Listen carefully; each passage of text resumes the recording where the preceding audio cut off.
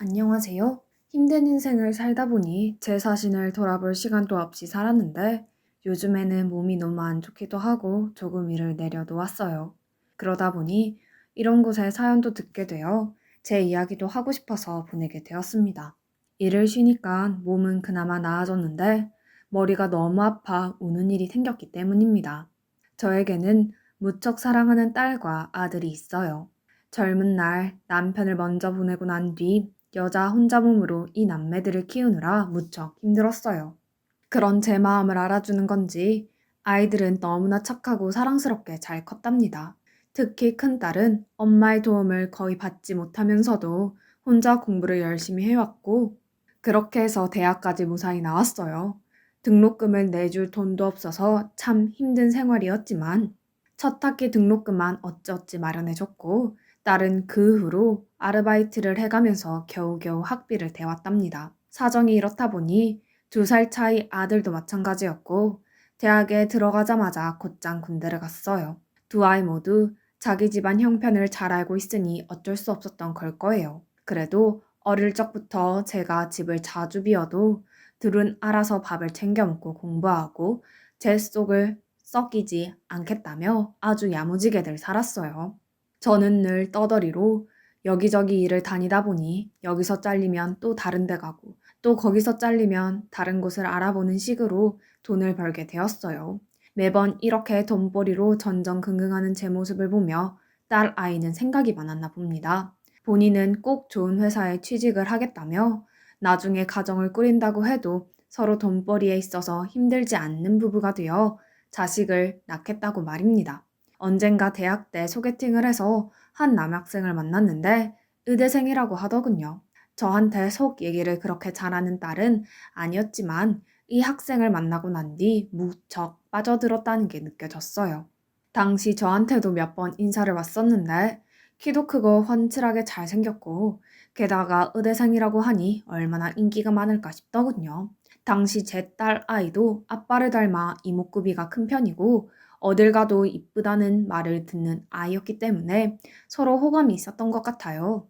하지만 아무래도 집안 차이도 나고 저는 적당히 연애하다 말겠거니 생각했습니다. 그런데 의외로 이 학생이 군대를 가서도 다녀와서도 만남이 쭉 이어지다가 나중에 딸아이가 취직해서도 끊어지지 않더군요. 당시 저도 주변에서 듣는 얘기들이 있다 보니 이걸 마냥 좋아해야 할지 걱정해야 할지 답이 안 나왔어요.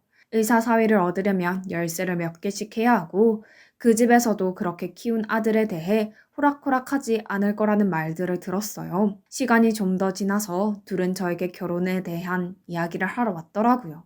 딸아이가 취직해서 모아놓은 돈이 얼마 있기는 했지만 솔직히 그걸로 혼수나 이런 것들이 마땅할까 싶어서 저는 한켠으로 마음이 좋지 않았습니다. 하지만 둘 다 저에게 그런 걱정은 하지 말라더라고요. 그리고 그 학생의 말은 아주 자신있고 결의에 차 있는 듯 했어요.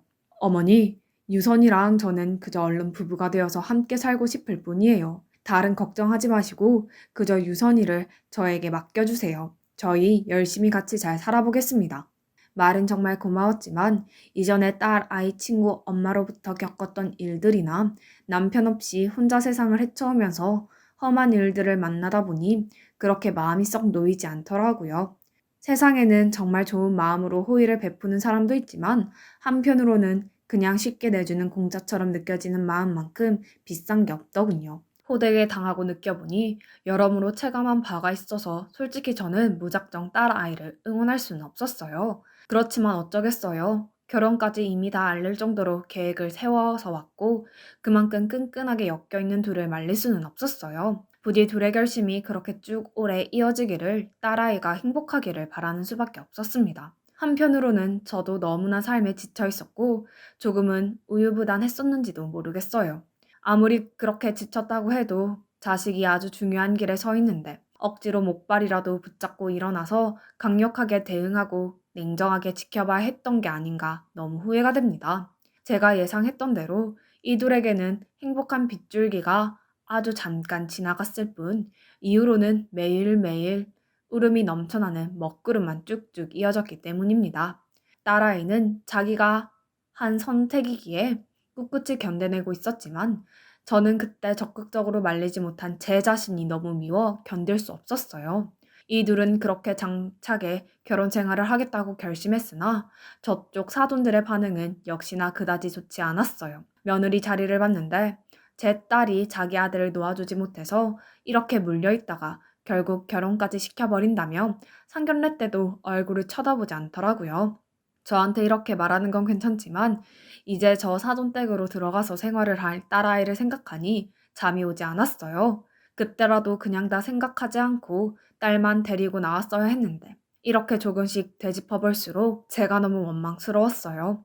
딸은 이후로 자기 시댁에 들어가 남편과 2년 정도 살았는데 그 기간 내내 저에게 연락도 그리고 찾아오지도 못하고 딱히 이런 소식도 없이 지냈어요. 남편이 너무 바쁘고 시부모님이며 시동생 챙기느라 너무 정신이 없다는 거예요. 결혼하고 6개월쯤 지나 마주친 딸이 많이 지쳐 있었고 피곤해 보이는 게 느껴졌어요.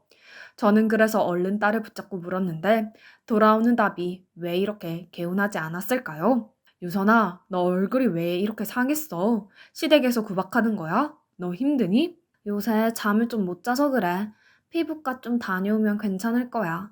이 사람도 아침에 걱정하더라고.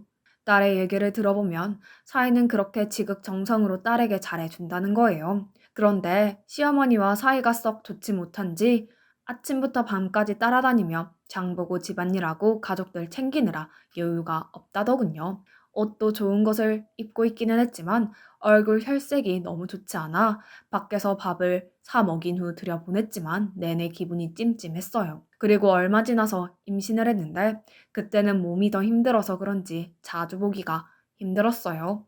아무래도 신혼집에서 따로 지내고 있는 게 아니라 사돈댁에서 신혼생활을 보내고 있는 딸이다 보니 쉽게 드나들기 힘들더군요. 사돈댁과는 결혼식 때 얼굴을 마주한 뒤 그 뒤로는 전혀 마주하지 않은 채 살아왔던 관계라서 그런지 사돈 얼굴을 보기도 그랬고요. 가끔 통화할 때 입덧이 심하다, 몸이 너무 힘들다, 엄마가 보고 싶다 이런 말을 할 때마다 얼굴에 철판 깔고 딸을 보러 갔었어요. 저를 못마땅하게 쳐다보는 사돈은 졸재치고 임신했는데 친정엄마 도움도 없이 홀로 낯선 곳에 있는 딸아이가 너무 안쓰러웠거든요. 사돈은 옆에 제가 있는데도 불구하고 임신한 딸에게 이것저것 시키려고 해서 결국 제가 좋은 말로 한마디 하다가 서로 감정이 붉어지기도 했어요. 사돈, 임신한 며느리가 저렇게 몸이 아파서 제대로 앉아있지도 못하는데 밥을 차리라니요. 그거 제가 대신하면 안 되겠습니까? 친정엄마가 옆에 있는데도 이렇게 시키다니 참 너무 민망하고 속상하더군요. 그러자 사돈도 금방 눈을 치켜뜨더니 저에게 성질을 내더군요. 사돈, 제가 혼자 오시라고 했나요? 그리고 여기 임신 안 해본 사람이 있습니까? 의사 사위 들여서 딸이 분수에 없는 복을 누리고 있으면 고맙다는 인사가 면저인 거죠. 서운하다니 어쩌니 그런 말들이 어떻게 먼저 나와요? 물에 빠진 사랑 구해줬더니 보따리 내놓으라는 격이네요, 진짜. 상황이 이렇게 험악해지자 딸은 불편한 기색을 드러내며 엄마 그러지 말고 그냥 가라고 하더라고요. 결국 어쩔 수 없이 딸에게 떠밀려 나왔고 저는 참 바보 같게도 억지로 속을 누르며 이 상황을 어떻게든 받아들여 보려고 했어요. 잘하는 집에서 아들 저렇게 키워서 기대도 많았을 텐데 저 엄마의 마음을 이해하자 이런 식으로요.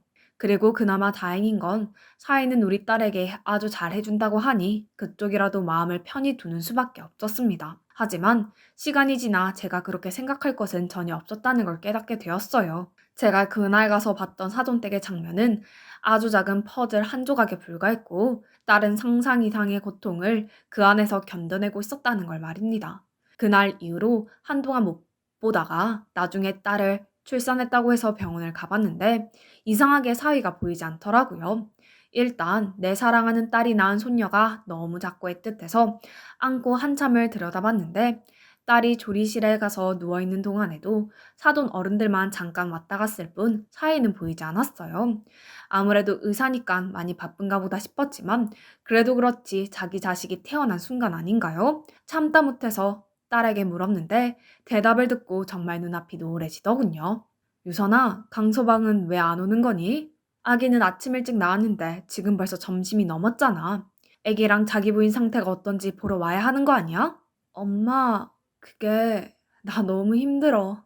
자기 아이를 낳고 제대로 회복도 안 된 딸이 갑자기 오열을 하며 눈물 콧물 다 쏟아내는데 저는 너무 당황스러웠어요. 하지만 이어지는 말이 더 충격적이었어요. 그 사람 아마 한참 나중에 나올 거야. 아니, 안 올지도 몰라요. 응? 왜?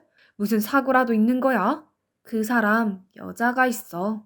이 말에 저는 머리가 깨지는 듯 뭔가가 다 부서지는 듯한 느낌이 들더군요. 저도 이런데 부인인 입장인 나라의 마음이 어땠을지 정말 가슴이 찢어질 것 같았어요.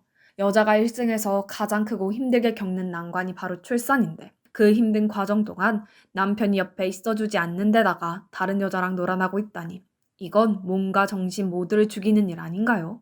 내내 입덧하느라 살이 주구장창 빠졌다는 딸은 완전히 깡 말라 있었고 병원 복을 입고서 아기도 잘 못 안아보고 울기만 하는 모습을 보니 말이 나오지는 않았어요. 남편과 사랑해서 만든 아이는 이렇게 목숨 걸고 나왔는데 핏덩이를 안고 자기 자신도 온몸이 허물어져 주체를 못하고 있는데 다른 여자에게 가버린 남편을 생각하며 가슴도 피로 물들였을 때 차라리 제가 대신 상처를 받아 삼킬 수 있으면 좋았을 텐데 몸을 움직이지도 못하고 계속 멍하니 천장만 바라보는 딸을 어떻게 하면 좋을지 알 수가 없었어요. 아기에게 아무것도 먹일 수 없었고 그저 바로 분유를 대체해서 먹이게 되었어요. 나중에 며칠 뒤 입원해 있다가 집으로 가야 할 때쯤 되어 그때 사위가 나타났어요. 저는 보자마자 사위의 멱살을 잡았어요.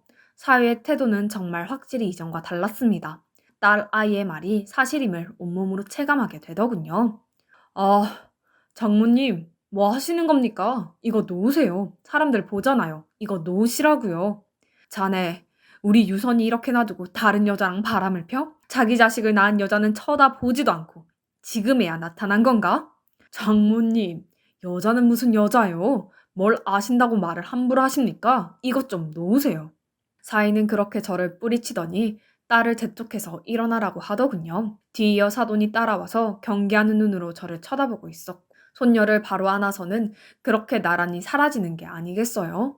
힘없이 걸음을 따라가는 딸을 보니 너무 눈물이 나고 한이 되어서 조만간 내가 다시 찾으러 가겠다고 마음을 먹게 되었어요. 저 정도면 집에 들어가서의 생활도 뻔해 보였고 어떻게든 내가 안 되는 형편이라도 벌어서 먹여야겠다고 다짐했어요. 그렇게 한창 취직해서 살고 있는 아들에게도 누나를 데려와서 살 예정이라고 말했고 저는 다시 여기저기 다니면서 일할 곳을 구하게 되었어요. 그리고 딸 아이를 이혼시키려고 생각하고 있던 차에 이 모든 것이 한 발 늦었다는 걸 알고 길바닥에 주저앉게 되었어요. 딸에게 전화를 했는데 사돈이 그날따라 바꿔주지 않고 태도도 좀 이상한 거예요. 맨날 날카롭고 매몰차게 말하던 사돈이 어쩐지 횡설수설하고 자꾸 말을 돌리길래 얼른 우리 유선이 바꿔달라고 안 그러면 지금 찾아가겠다고 했어요.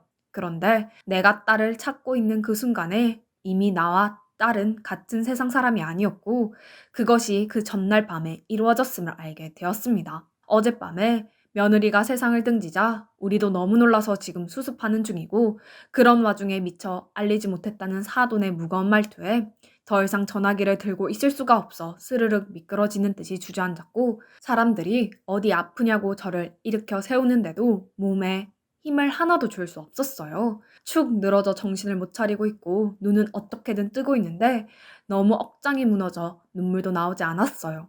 눈물 따위를 흘리고 있는 자체가 사치라고 느껴질 정도로 딸의 극단적인 선택은 제 가슴을 피로 물들었습니다.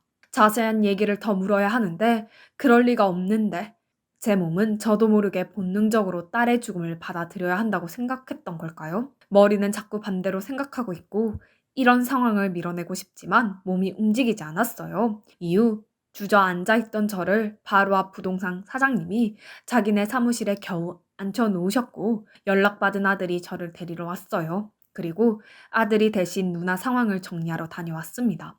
나중에 들은 얘기는 정말 끔찍해서 입이 다물어지지 않더군요. 딸은 시댁으로 들어간 이후 울어대는 자기 딸을 제대로 보지 못할 정도로 몸이 안 좋았던 것 같아요. 병원에서는 당시 산모의 몸무게가 좀 올라가서 그렇지 건강상으로 크게 문제는 없다고 했었는데 말이에요. 아마도 자기 남편이 바람을 피우고 이렇게 버려둔 상황에 대한 상실감이 커서 그것 때문에 몸이 쇠약해졌던 것 같아요.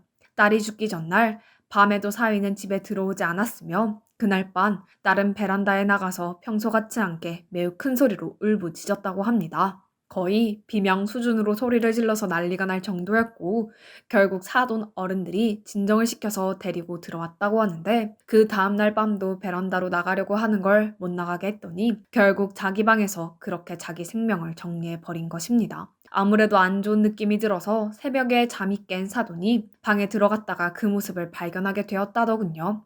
여기까지가 우리가 들은 내용이었고 장례식 때도 사위는 나타나지 않아서 아들을 분노하게 만들었어요. 사돈은 끝끝내 자기들 잘못은 아무것도 없다며 날 찾아와서 저렇게 아이를 낳아놓고 죽어버리는 무책임한 어미가 어디 있냐며 큰 소리를 빵빵 치더군요. 아마도 그 대단하신 병원을 운영하다 보니 이런 자잘한 말들에 휘둘려 운영에 영향이 갈까봐 겁이 났던 걸까요? 그러면서 이 집에서 아무도 손녀를 키울 사람이 없다며 우리에게 그냥 말악 안겨주고 갔어요. 저 아들은 슬픔을 제대로 달래지도 못하고 있는데 그런 것들은 당신들 사정이라면서 얼른 사라져 버리더군요. 우선 그렇게 손녀딸을 데리고 집으로 왔고 솔직히 싸우고 뭐도 할 기력도 없었어요. 정말 사위 집안이라면 신물이 올라올 정도로 메스꺼웠거든요. 어차피 딸은 이혼시킬 생각을 하고 있었기에 손녀를 키우는 것은 문제가 아니었지만 딸도 같이 데려오지 못하고 그 집에 두고 온 것만 같아서 저는 내내 가슴에 멍이 들었어요. 그래도 갓 태어난 손녀를 돌봐야 했기에 언제까지고 그럴 수 없었고 없는 살림에 아들이 보태가면서 그렇게 아이를 키워가게 되었어요. 아들 역시 죽은 누나가 남긴 조카를 보면서 눈물로 그렇게 아빠 역할을 해가면서 키우게 되었답니다. 손녀는 자라는 동안 자기에게 왜 엄마 아빠가 없는지 늘 궁금해했고 저는 엄마 아빠 모두 하늘나라에 갔다고 했어요. 제 딸과 사이를 한 곳에 묶어두고 싶지는 않았지만 어쨌든 없는 거나 다름없는 아빠를 어떻게 설명하면 좋을지 몰랐거든요.